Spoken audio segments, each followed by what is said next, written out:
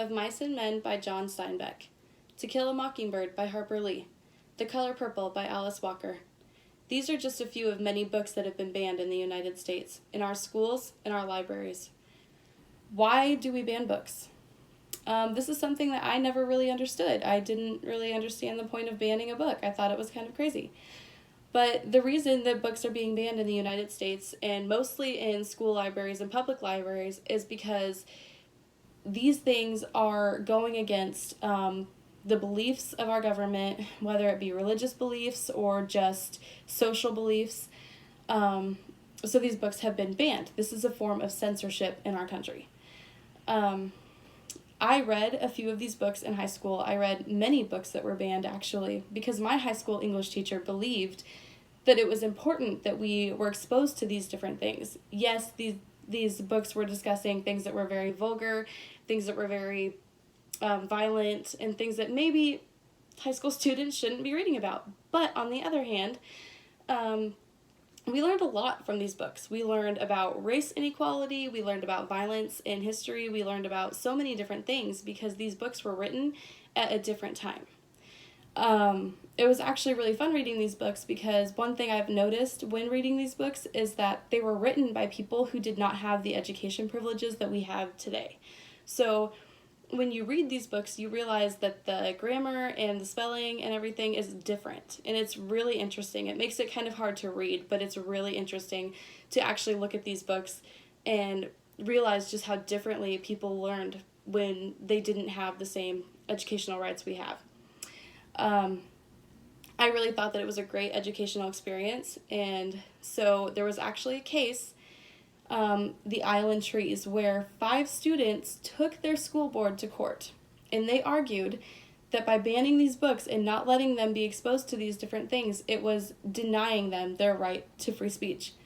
Unfortunately, in this court case, it was decided that no, it was not denying them their freedom of speech. Basically, it was protecting them and sheltering them from seeing these things or reading about these things or being exposed to these things that government and the school board and maybe even parents felt were just not appropriate for this age group of kids. And they basically said that you guys are minors, so your freedom of speech right lies within the government. It doesn't lie within you. You don't decide. Which that in itself is kind of a breach of freedom of speech, if you ask me.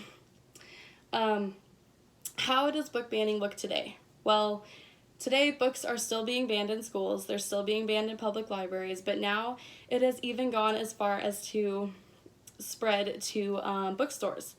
There are bookstores who cannot put certain books in their windows. Government has decided that if it depicts sexual acts or violence or drug use or anything like that, they do not want bookstores to be displaying these books or selling these books. And the reason for it is because they don't want younger kids, minors, to be exposed to these things. On one hand, I can completely understand this, especially the way that our society is today. It's like a student sees something or hears about it, or a minor sees something or hears about it, or a kid sees something, hears about it, whatever the case may be, and then they're tempted to do it.